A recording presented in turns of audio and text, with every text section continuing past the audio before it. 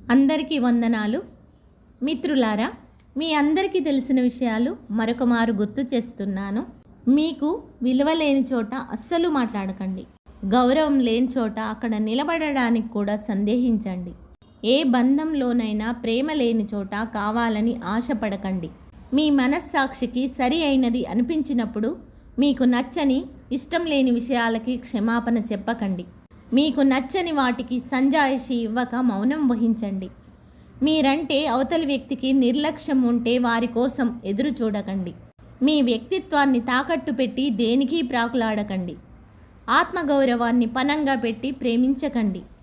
మీరంటే ఇష్టం లేని వారి దగ్గర చొరవ చూపి మీ ఇష్టాన్ని వ్యక్తం చేయకండి. ఏదో మాట్లాడాలి కాబట్టి మాట్లాడుతున్నా అనే వాళ్ళతో మీరు అలాగే ఉండండి. మీరు వద్దు అనుకునే వాళ్ళ దగ్గర మీ అభిప్రాయాలను, భావాలను పంచుకోకండి.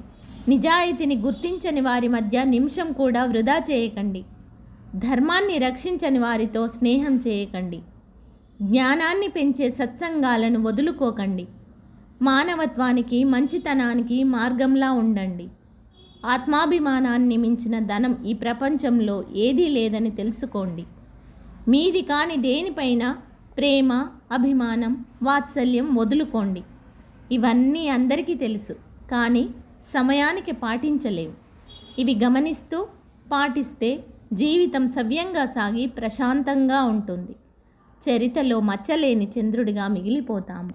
ధన్యవాదములు.